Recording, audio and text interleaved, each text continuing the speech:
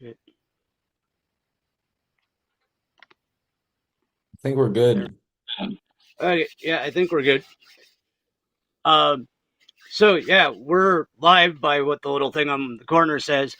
So welcome everybody to the After Dark show. This is like my second or third live, so I'm still kind of new at all this. So kind of shit, didn't even hit record. So I'm recording now too. All good, brother. So this is like my third live, and this is a person that I've wanted to talk to for like the last 9 months. For those of you who don't know, I'll give you and him a quick backstory. Uh, Last fall, I was just doing a workaday job. I actually drove a septic truck for really fat stacks of cash. I had a good life. All of my bills were paid. And then for like 9 days straight, I woke up having super soldier nightmares to the point where I was pissing myself, and I just could not sleep. It was horrible. I was off planet. I was in the future. I was fighting reptiles.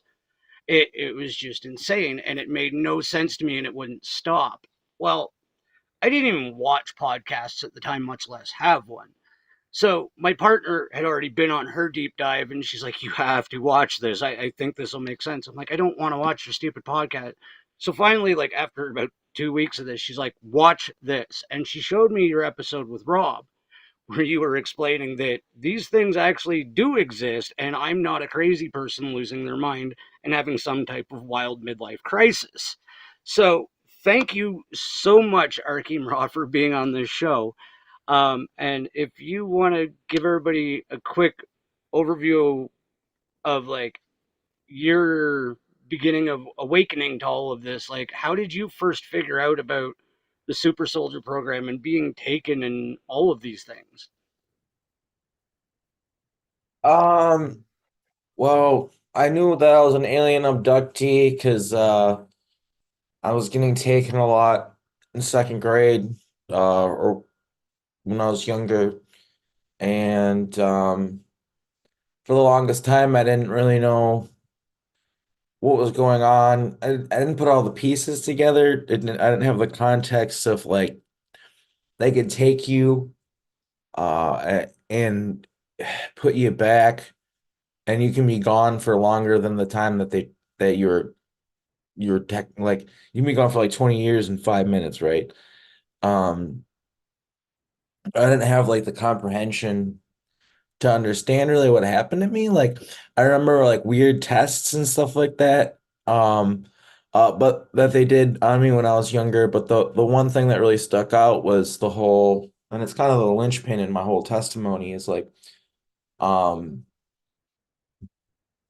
the fact that like I was in the talented and gifted program in second grade, but according to the kids who were actually in the talented and gifted program, I wasn't in it. And it became like this weird thing where like they were like trying to like make me like look out like I'm crazy. Like I remember like I got like called into the office and they talked to me about this, like how I was saying I was places that I never was and stuff. And how I was saying, because like I remember making a joke, like, like I'm Jeffrey the Giraffe, like, the Toys R Us giraffe. And I was just messing around with her, like, oh, you really think you're Jeffrey the Giraffe? I'm like, yeah, I really think I'm him. I'm still just joking. Like, but like, yeah, anyway, I remember like I got called to the office and like when they're talking about all this stuff, like they really were like, you really think you're Jeffrey the Giraffe? I'm like, nah, I had to explain to them. Long story, they're like trying to make me look like crazy and trying to. My mom coached me on lying to them and told me to lie to them about like being abducted by aliens, like not to tell them about any of that stuff. And yeah, the so I got screwed. What it was is the reason why I remembered being in talented and gifted is because that was a screen memory. I was being pulled out of class and having experiments done on me. The one that I remember really well that gives a really kind of clear picture of what they were like doing to me is they were like had me on drugs, strapped to a table, electrodes, and there's a TV and it would show colors and when the color would change, it would beep, and they wanted me to say the colors without being able to see the TV. And the guy's like, I'm like to the guy, I'm like, how am I supposed to do it? I can't see it. And he's like, I know you'll be able to see it. You can do it, you fucking monster. He tells me, and like, sure enough, like I could, like, my fight or flight activated with there. I was on drugs and all these other things, and the combination of everything all at once, like I was able to like see the colors, remote view them. And then they kind of like used me like a crystal ball was one of the things that they did with me. They call it a time oracle. I didn't know it was called that. John Warburg talks about it.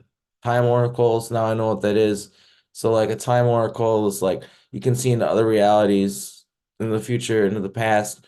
They can use you as a beacon to communicate with people throughout time and throughout reality.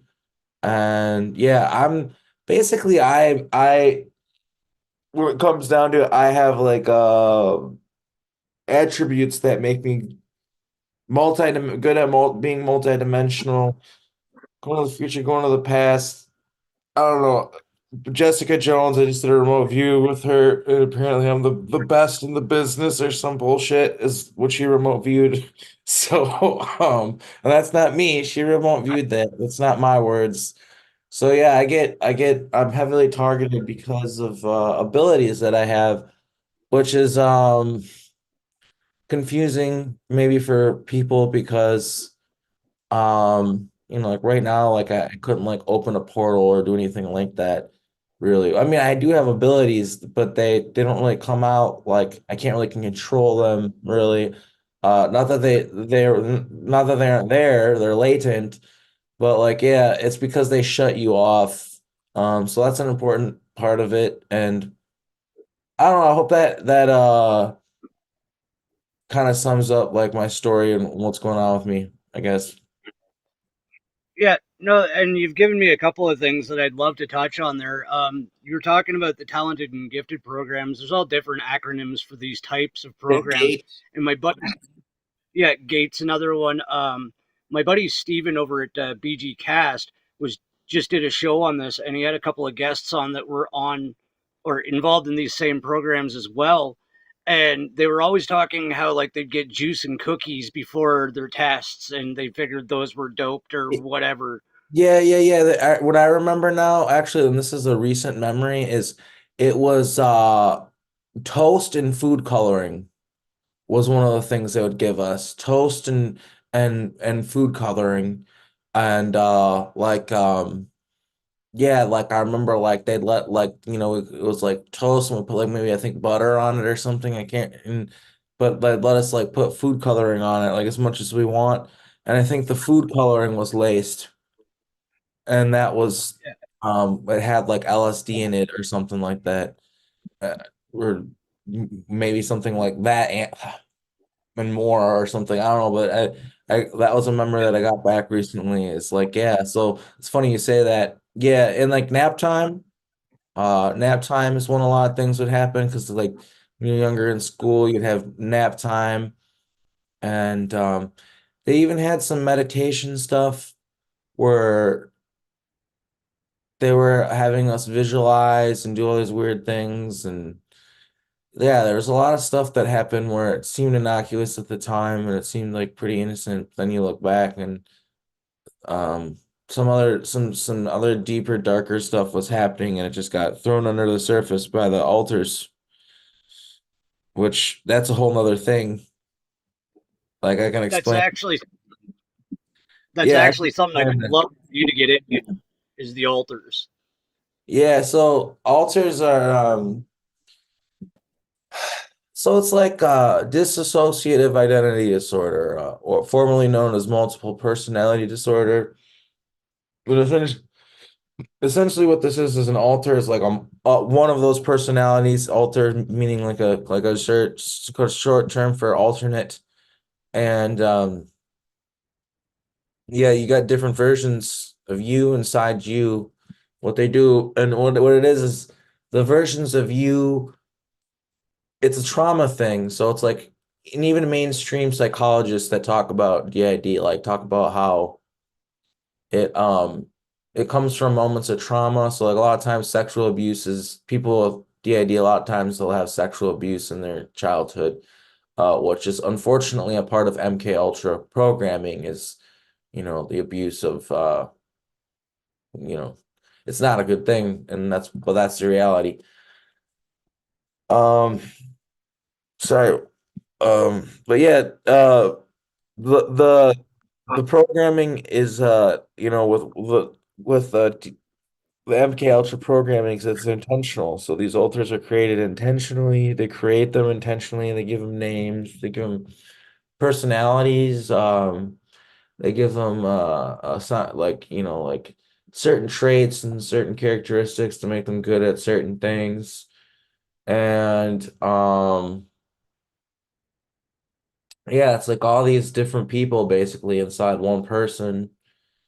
And they can bring forth those personalities and put them in clones for 20 and backs.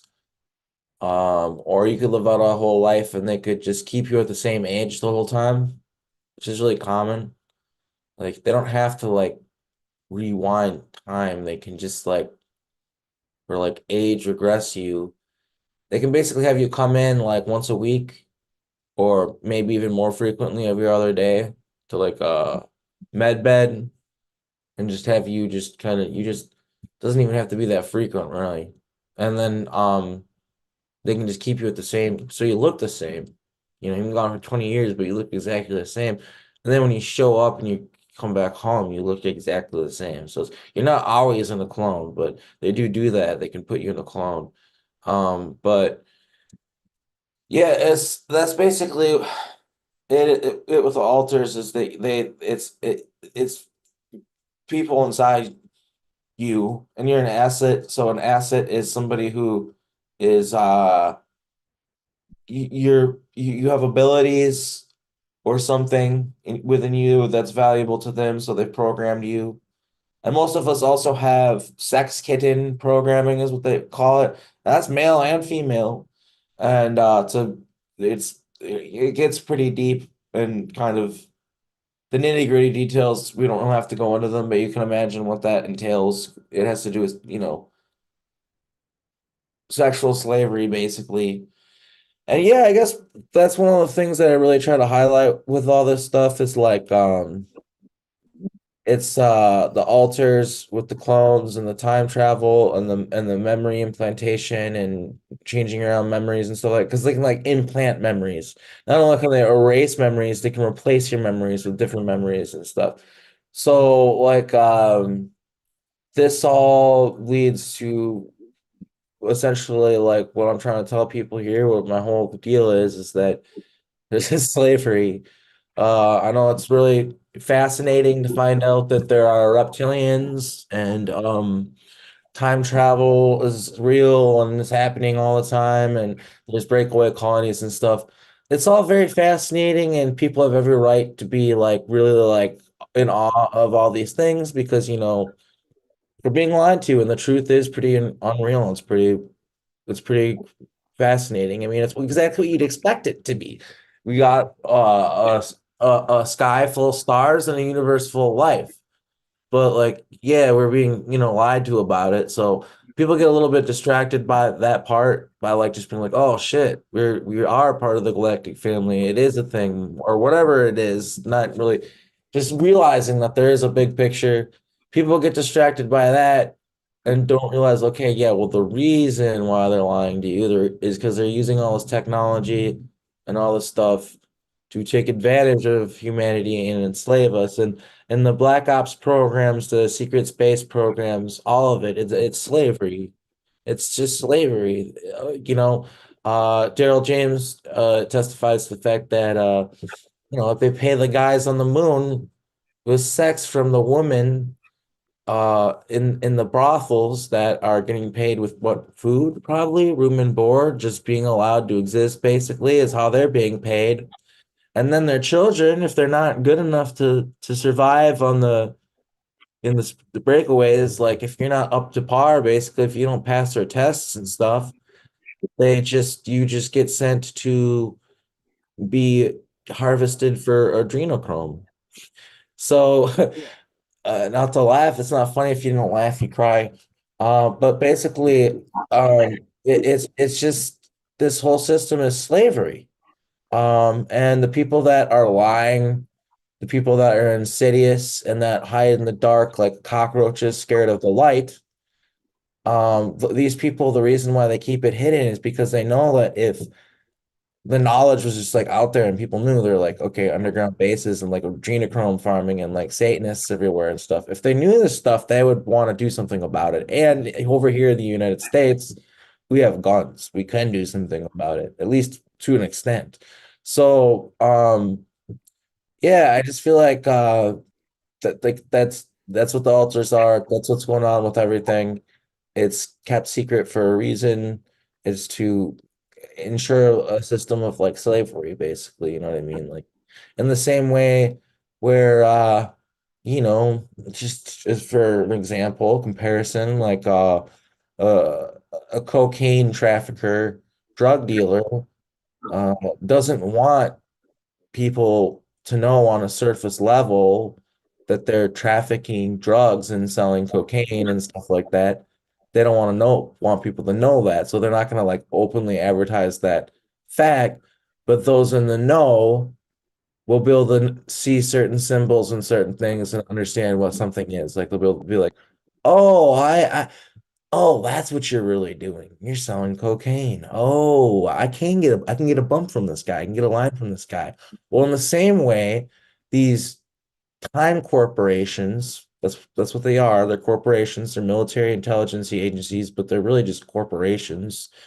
Um, they're able to take advantage of this technology to I'm having a brain fart here. I just had a complete like they wiped my mind or something. Um, And I'll jump in there for a second because I want to get back to altars just for a second because you even said on Rob's show the mind wipes are often your altars popping in and out and fucking with you. Before yeah. we get too far, I Yeah. want to show you something. Now, all of my hair and shit's grown out, but check this out. I'm not saying I'm his altar or he's mine.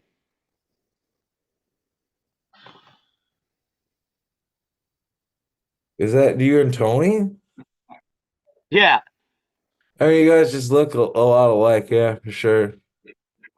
yeah, and it was just weird because like the day I was listening to him on Rob's, I was like, I kind of only half saw him on the screen. I was like, what the hell am I doing on Rob's show? Because it just looked, the face is so similar. It's like, okay, both of us were in programs, both of us just kind of figured all this shit out at once, and it's like that's just some similarities that kind of lined up.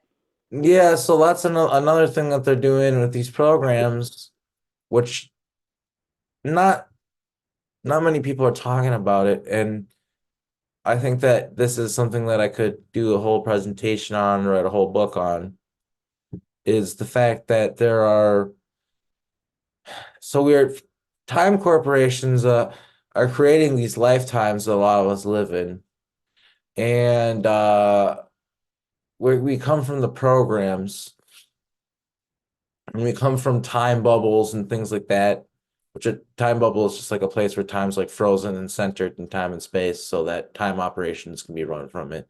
Like a time corporation warfare headquarters sort of thing. Um, but yeah, it's so the people are related to each other because of that in the programs. Like a lot of us are related to each other because of the whole like the reason why, for instance, like I'm from the Montauk Project, Project Phoenix 2, and Preston Nichols was talking about this stuff in like the 90s and stuff, and like Art Bell's like coast to coast and stuff. And he would talk about Montauk, and he even they all even admitted that their kids being kidnapped, and they went even as far as to talk about how they're being sexually abused and stuff. Like they even talked about that, which is crazy to me. But the thing is they only talked about boys. They said it was the Montauk Boys program. They always said Montauk Boys, Montauk Boys. And I think the reason why they called it the Montauk Boys program is a lot of it had to do with the fact that they didn't want they didn't want people to understand that there were little girls being hurt. Because I think for whatever reason, I know this is fucked up, but I think society, like, when they find out like a little, well, like a boy or a man gets hurt, it's kind of like somehow our fault or something, or I don't know. I just feel like people would have freaked out more if they're talking about little girls being hurt too. But if it was just boys, for some reason, that's like less bad, I guess. If that makes any sense. So there's that aspect of it, but also, and I think the more important reason why they did it, and the real like this is the reason why, is because there was breeding going on. And so if they talked about how there were like men and women there and there's sex happening, I mean, I don't know how people didn't connect the dots because he would always, they openly talked about all of it.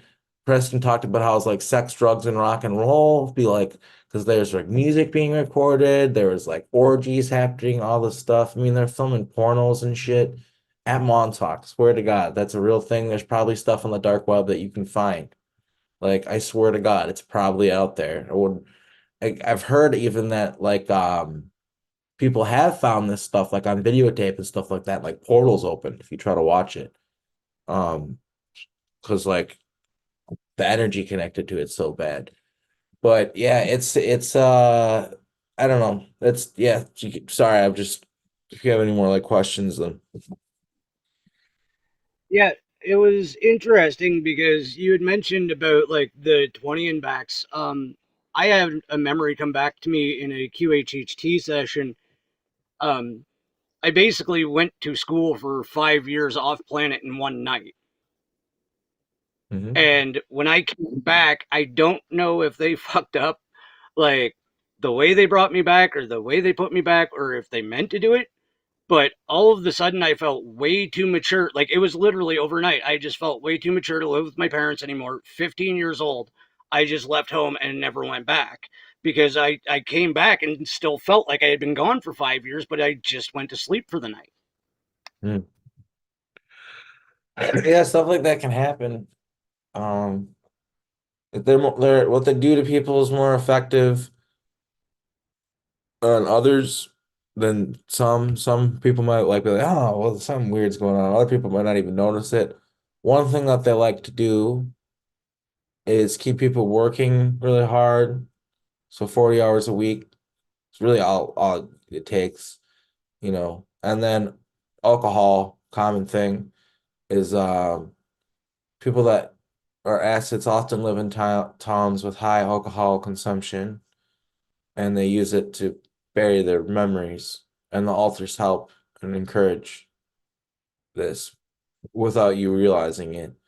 So, like, yeah, alcohol abuse is really common. And if it isn't alcohol abuse, it's other substances. Um, even I've had problems with substance abuse and I smoke cannabis, which to me is more like a medicine. But yeah, like I look at that as a much better crutch to lean on than like let's say heroin or alcohol or something, right? So I feel like I've kind of lucked out and found something that can help me maintain and if I'm going through like anything traumatic or whatever, kind of mellow me out, but also it doesn't like fuck up my life. So but yeah. Um Yeah, that's something I've been noticing too. Like I said, I just started this podcast because I woke up and everything that was going on around me was all of a sudden fascinating, and this was the best way to find out about all of it.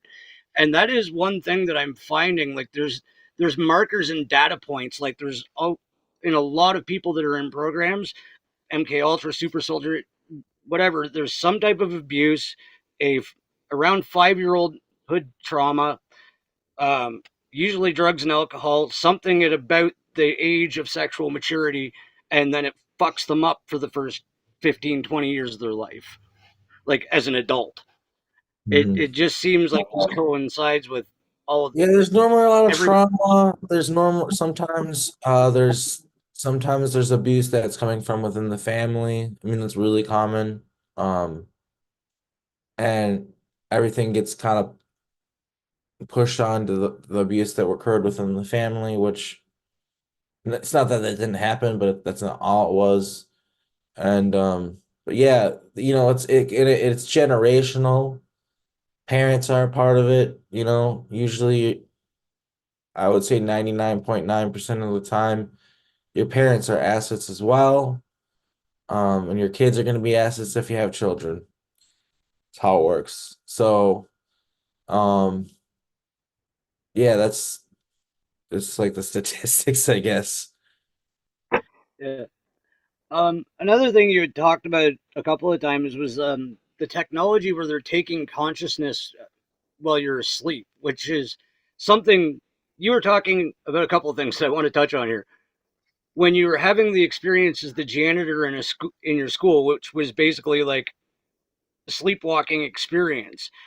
Myself, I can actually like my body can do everything but be awake while it's asleep. I can walk, talk, eat, rationalize with my partner, get her food, get her a drink, answer questions, but I'm not there, right? And it sounded Call very that an similar to what you automaton, automaton state where you're programmed to respond and do stuff and be agreeable. Usually there's a task they got you programmed to do. And for me, like a lot of times it'll be something you know how to do in real life. Like I actually was a janitor. So to clarify, I would wake up automaton in a facility where I was a janitor, cleaning stuff. Some pretty nasty stuff too. Some of it like red rooms where like they did like there's blood everywhere, body parts and stuff. But yeah, but also the whole thing where when I was working at the school, that was connected to Solar Warden, which was connected to the seating program of Centurion 5, which was also connected to Mars Defense Force because that's where all the kids got trained in combat, or where everyone got trained in combat. And essentially, there was like a civilian population of Centurion 5, which consisted of clones, people that were put there through time corporations, and then the babies of that. So like there were actually people that were like born there and lived there, but they all came from time travelers that were part of a time corporation. But there are people that were actually lived there and had life there and were born there. What was I saying though? But yeah. That I was just trying to orchestrate the difference between like the underground base where I was like a janitor and then the job and where I was literally a janitor in real life. Uh, where I also there was an elevator and I'd go in it and tone would play. It would make me alter out and it would they would grab me. It was a lady, like this lady with blonde hair and then a tall white guy, which I don't remember the name of. I'm sure that my alter knows his name and knows him quite well, but I call him the Ice King because I remember he wore the blue suit and he had a long white beard and he looked very frail and old. So he reminds me of the Ice King from Adventure Time, the cartoon. Um but yeah, that was some of the stuff that was happening to me in Appleton. And so I actually got out of there because that town was really set up in an MK Ultra way to manipulate me and keep me down. They do that, like they'll put you somewhere and it's kind of explained to me by like my alters and people in the programs and stuff that like where I'm from was set up to keep me down, set up like a fishbowl. You can't grow too big inside the fishbowl kind of thing. Like that's like it's intentionally that way. So I moved to Portland, Oregon, but like I'm realizing like and I moved a few other places before I even came here. But I'm realizing that this is like a huge military place with like definitely a deep underground military structure, like an underground for sure, and all sorts of wild stuff going on here all the time. I mean, like the Fleet Week just happened, and like the Navy was here, and you saw like Navy guys everywhere, which is like normal, I guess, but like also like there's a big military presence here, and yeah, even like I delivered for Amazon for a little bit, and I delivered to military bases and stuff a couple times that are here because it's right off the water and there's a lot of Navy stuff going on here. So I don't it's I got away sort of like the real hardcore program that really kept me down. But yeah, like I've had some pretty wild stuff happen here that where these time corporation people that like plan out our lives, they're letting me know in different ways that they're planning that they plan things out and they're still here and they're still fucking with my life. They let me know big time, trust me. Like you can move and away from the little fishbowl that they try to keep you in, and that's always good. But no matter where you end up, pretty much everywhere in the world has like an MK Ultra presence. Like you can't really escape it unless you go like the middle of the woods and just like live off the land or something. Like, and even then, like they'll probably just like come get you. So like, yeah. Um, Something else you were talking about too, and I've experienced it in my life, and I'm sure my partner has as well. She's just kind of coming into the awareness of what her programs, and like you were saying, hers are family and generational, the fuckery that's gone on to mess with her. Like, there's always these trauma programs that are in late, and even the abandonment programs. Like, what are the basic ones that people should be like, kind of heads up for? Like, hey, am I involved in something if I'm noticing these things in my life?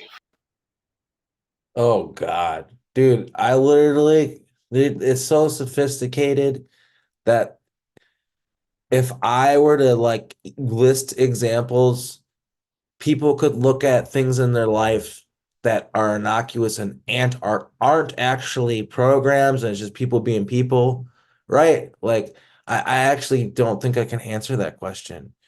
Like, because yeah, I think a lot of times like there's people that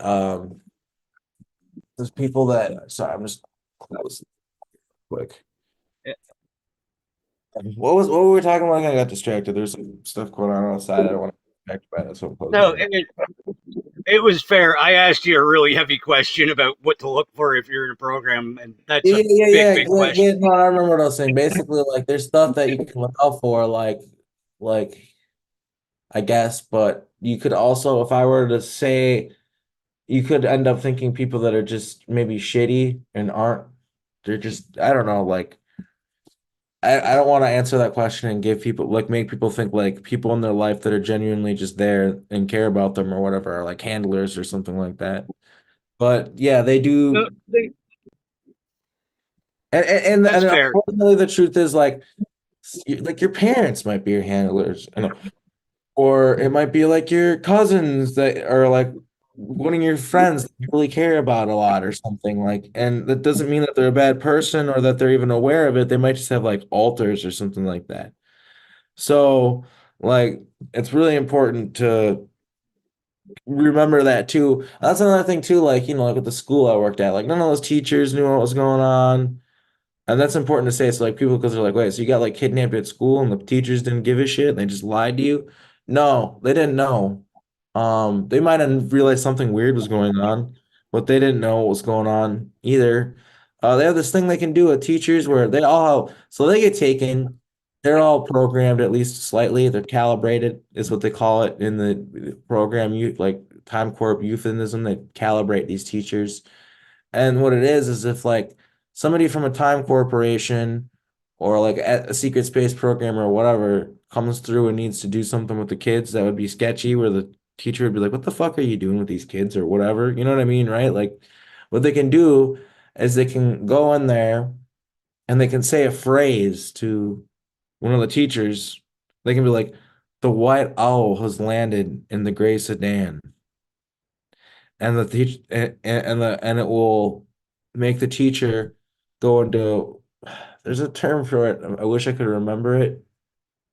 There's an actual like term for it, but basically they go into an agreeable state where they just they'll do whatever you tell them to.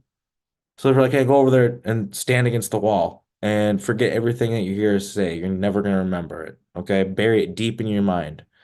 They'll go, okay. And they'll stand over the wall in the corner. And when you tell them, like, all right, we're done, come over here. And then basically there's another term. Okay, the owl's like, the owl's in flight or something. I don't know. The snow owl's in flight or whatever. I don't know, some phrase.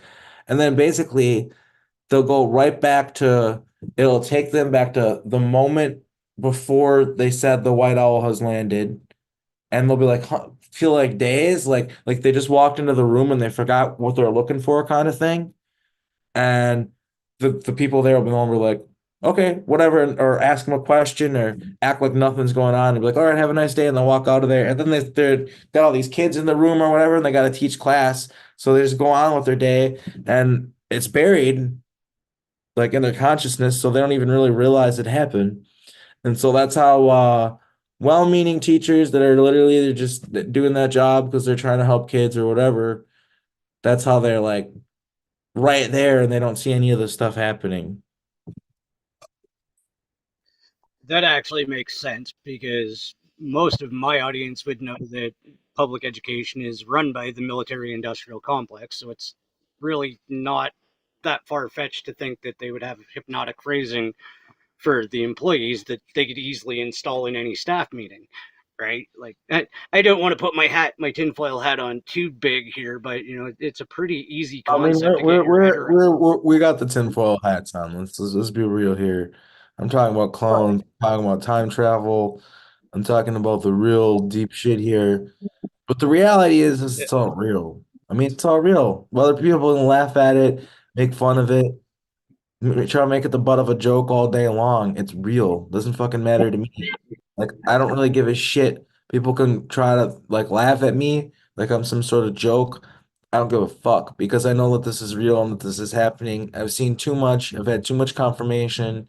Like live a day in my goddamn fucking life and you would probably not question what's going on with this stuff either. Like, so I don't know. That's just my whole 2 cents with that stuff is like we can go as deep as you want. You don't have to apologize.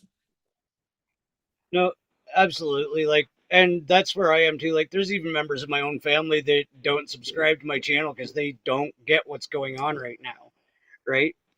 And something I wanted to ask you about, I ask everybody that I've run across that's in the SSP or Super Soldier program, do you notice any like, what's the connection, I guess, between the paranormal and people in programs? Like, it seems that there's always some type of like ET interaction or spiritual interaction or something with people in programs. What do you mean by that? So can you elaborate? Like I just find like a lot of people in say like the Super Soldier program have also like myself. I've seen ETs. I've had like astral experiences with Arcturians. Like I've had Yeah, out that's of what it, body I mean, experience. that says that's what it is, right? That's what the secret supposed career programs is having abilities, being able to leave your body or being able to see things you shouldn't see, and that's why they took you in the first place. And then you got aliens coming and hanging out and fucking with you. You know what I mean? I'm like paraphrasing it or whatever, so oversimplifying it maybe, but that's really the reality of it, right? Yeah, you do. You see ET and stuff, and it's just normal everyday life, like I have a niece and I was talking about aliens and she says to me, and she's like 10 years old now, I think. Actually, I think she's like maybe 11 now.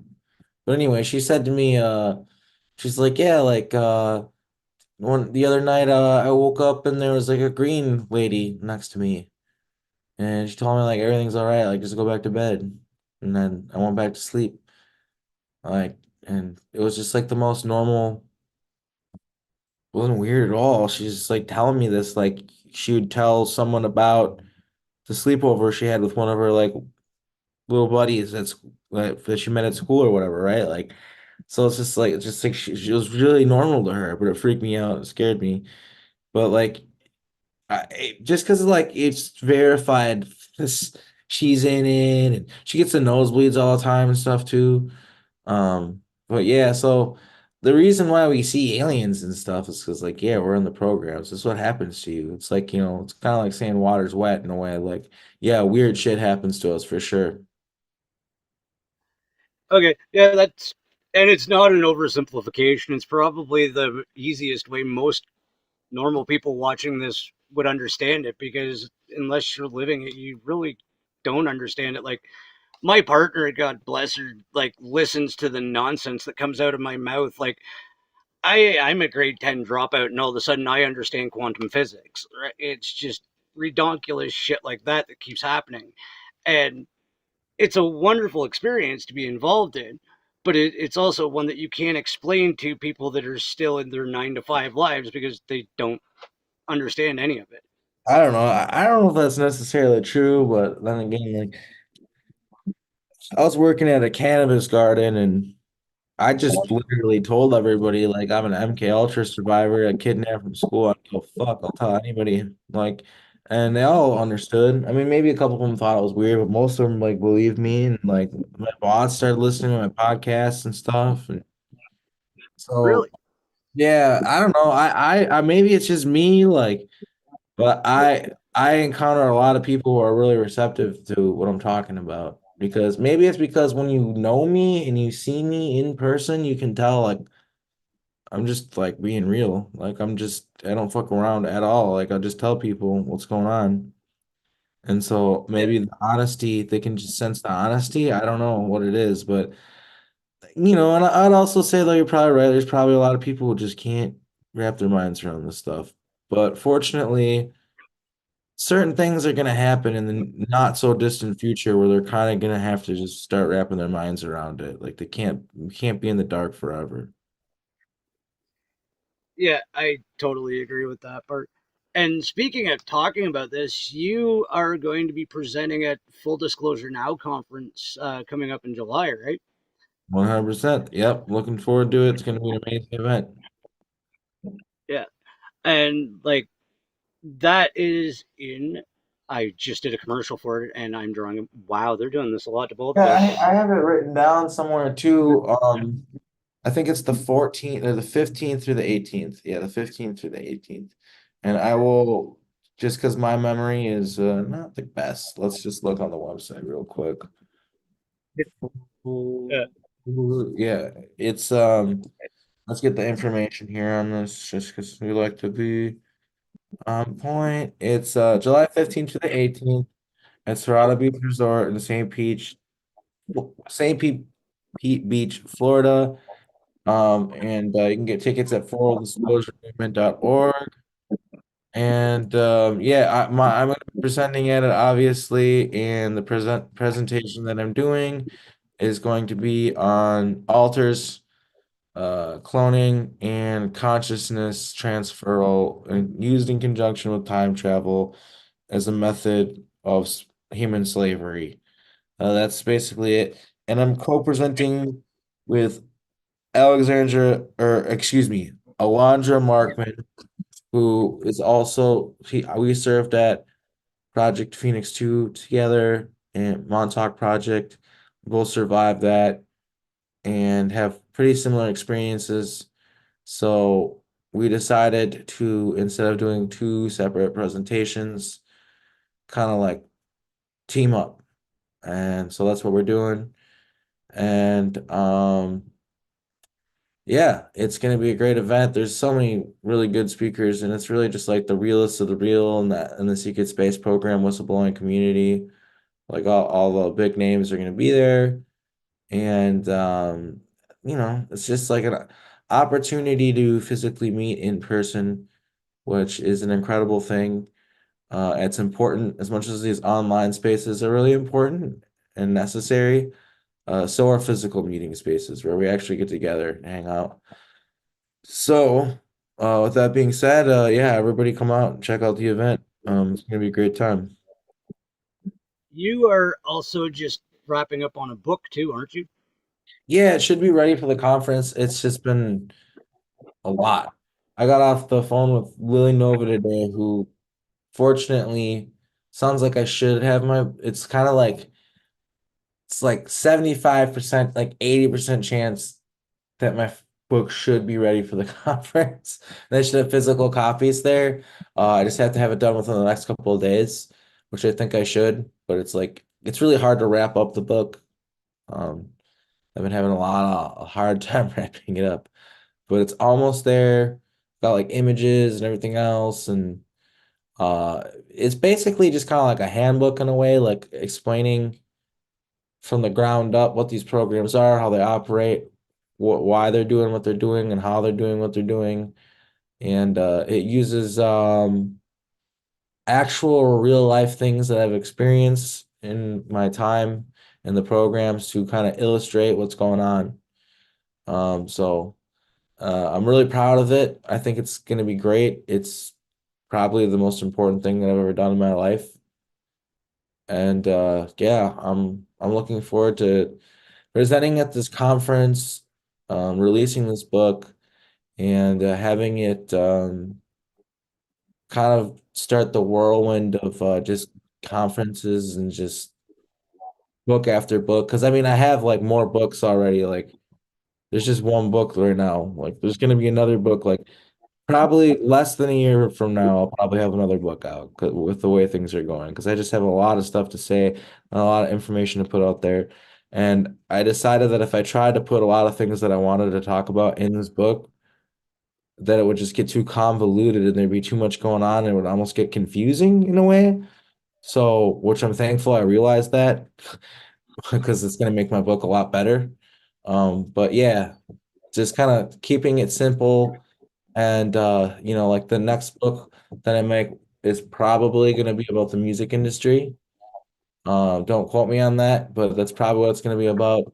And then I think I'm eventually going to write a novel about loosely, like pretty accurately based on my life, in the 2700s, where I was sent on a Montauk mission to like look at just check out the future and just live there. And I didn't remember that I was from Montauk, so I was just like hanging out there, like living a life like a normal person. So I experienced that, and I've been getting a lot of memories back, and a lot of it's really intense, and it would make for a great story. So I think I might actually make a novel out of that, which is would be a little bit different of an approach than this book or whatever. But yeah, so that's I've got a lot of stuff in the works and a lot of I'm really excited to get out there. And I think my testimony is important, so I'm really hoping that like it just picks up and more people are talking to me and well like yourself, which I appreciate, and just like, just get the word out there more and more and just I like I said, I'm trying to do this um I didn't say it, but I guess I'm saying it. I'm trying to do this just like this is all I do. It's just do disclosure. Because I kind of realized like, okay, this is what I'm here on earth to do. So this is what I got to do.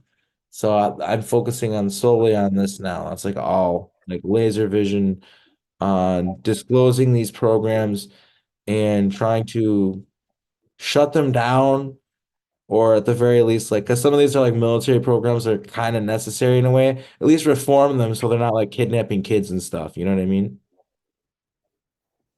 Yeah. No. Um, One other thing I wanted to get your take on, and it might just be because I was a kid, but when I was in public school, I was like the quintessential average student, and my sister was like the A student. In grade 4, I almost accidentally won the science fair because they were like, "Oh, you guys have to make something that's about recycling," because I'm that old. Recycling was just coming out. So my dad was a tinsmith, and I showed him something that I wanted him to make that I all of a sudden had the blueprints for in my head, and it was a countertop can crusher, right? So you could make more room in your recycling bin. So all of a sudden, this like C student has this brilliant idea, and all of these people are like interested in me and trying to take me to classes for tests and stuff. And then the next year, you got to remember, my sister was an A student from kindergarten on. I get invited to the Provincial Thinking Symposium, which is 15 minutes from a military base on a church at a church camp. Oh wow. And I seriously remember out of the 8 hour span, I remember I have one, I think it's a screen or imprint memory, and the bus ride there and back. Yeah. And that was supposed to be the Provincial Thinking Symposium that I was taken to. And it didn't stick. I don't know what they did to me, but the next year I was put in the same class with all of the worst already like already kids on drugs in like grade 7. I was sat with those kids specifically because I wouldn't take the indoctrination. I know what that's like. Yeah, like they basically sabotaged my fucking life. Yeah, they did that to me too. Yeah, like, and that's one of the things, like, when you were talking about it, that was one of the things that hit me is like, oh my God, this isn't just something that happened here and there. It's happened to me here too. Like, they have fucked with my life in this reality Yeah, and manipulated circumstances that I shouldn't have been in. Yeah, they try to isolate people is one of the big things that they try to do. They try to make people feel isolated. The You most should see common the thing look is on my her eyes just got about that wide. She's like, "Yeah." Um, no, and you are absolutely doing a service with your testimony because you popped me into a different mind frame of like, okay, this is, I have to deal with this. This isn't just a dream. It isn't just a nightmare. This is part of my reality now. Right. And I think with you being as blunt and as straightforward and as open and as honest as you are, that's really what drives home the point that people are okay to accept this part of their own reality. And that's what you gave to me that day. And that's what I want to thank you for, man.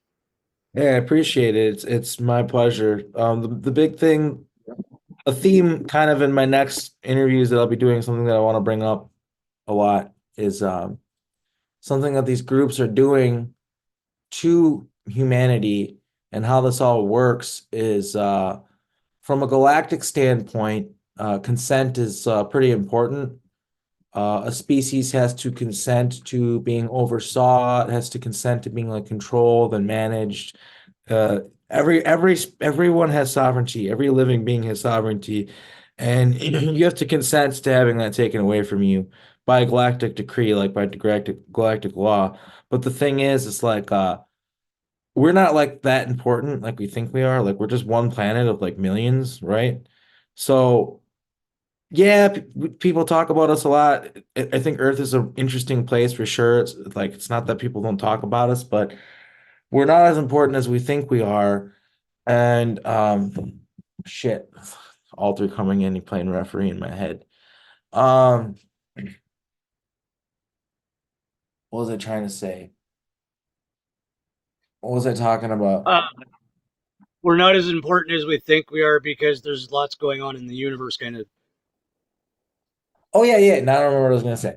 Yeah, and so a lot of these ETs that are out there, kind of, I guess, the general consensus on the affairs of human beings with their reptile overlords and the Shahami overlords or the Anunnaki overlords and whatever, is the general consensus kind of is, which is changing right now. It's being talked about is that, well, we consent to what's going on, so it's all right. Like what's going on with these ET, like they us humans, we consent to being ruled over by these ET, so it's all like good, and there's nothing really illegal or wrong or morally wrong happening.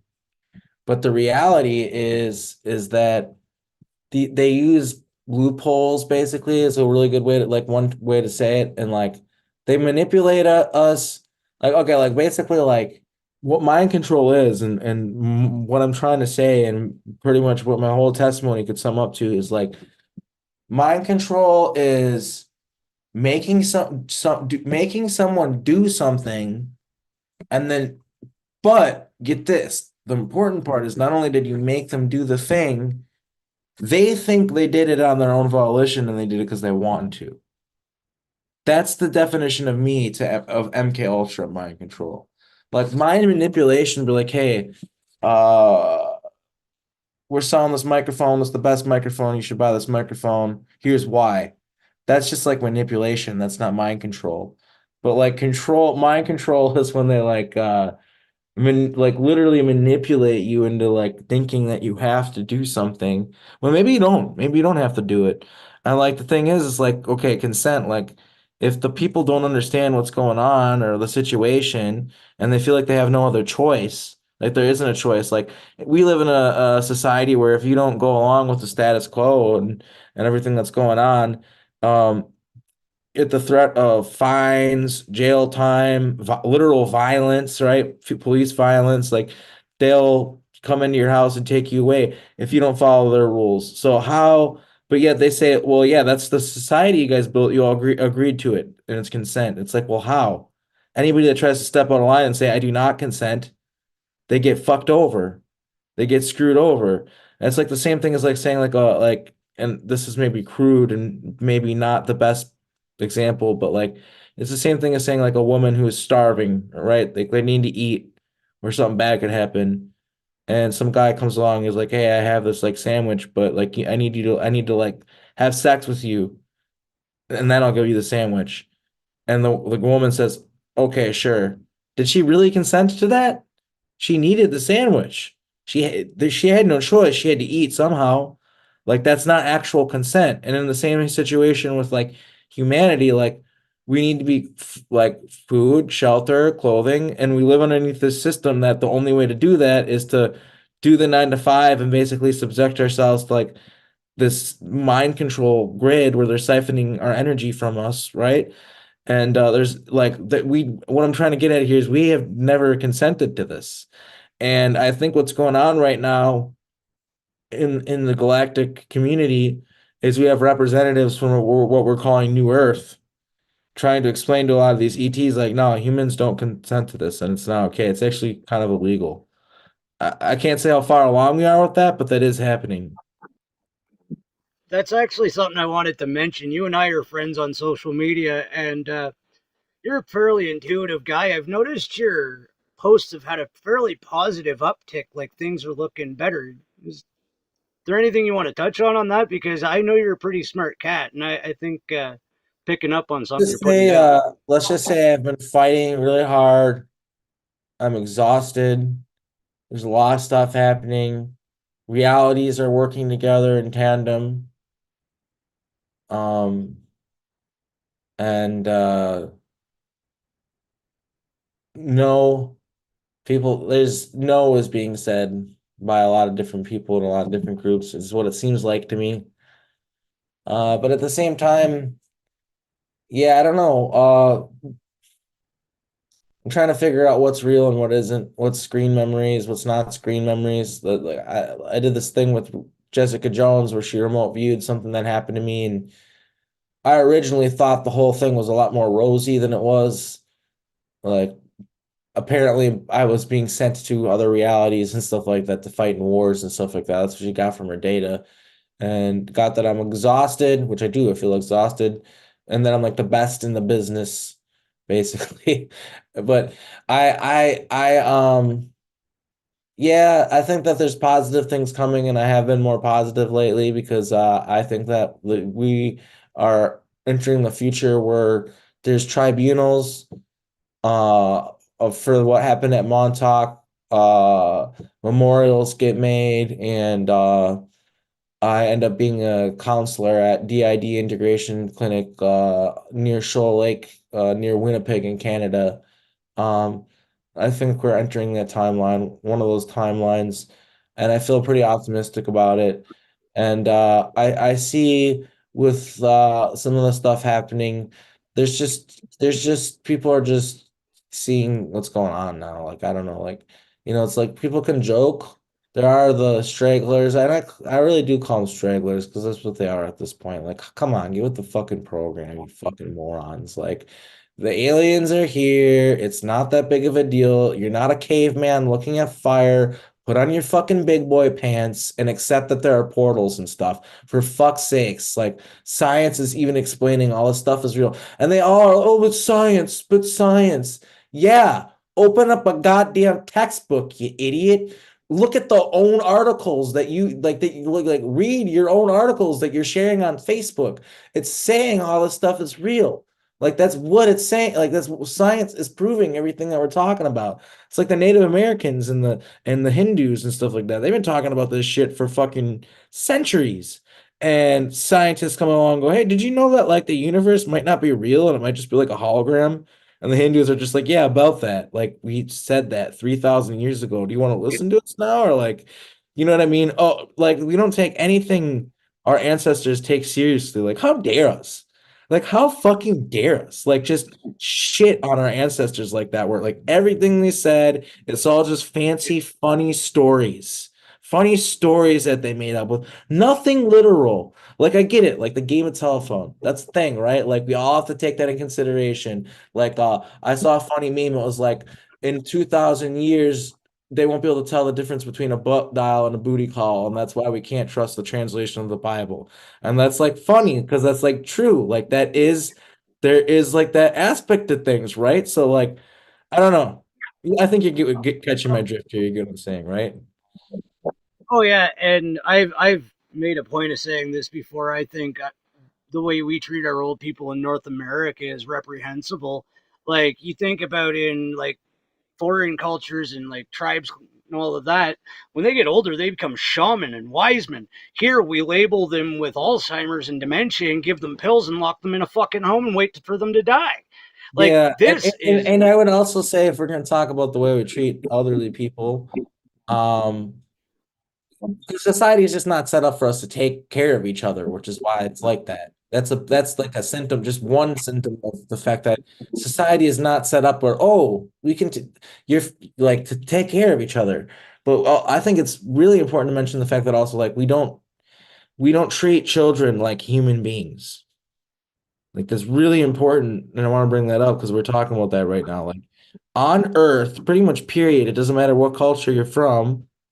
I guess haven't been everywhere in the world. Maybe some places are better about this, but we don't treat, excuse me, children like human beings. We treat them like, okay, they don't know anything. They need to learn everything. They're stupid. Um, just kind of push them along, tell them to shut up, give them their tablets or whatever it is to entertain them. And we just don't take them seriously. And so like when kids do come out and say, "Hey, I think I was in space last night," or whatever, what do you think the parents are gonna say 9 out of 10 times? They're gonna say, "That was a dream, Johnny." And little Johnny's gonna go, "No, it wasn't. I have this mark. Look, see?"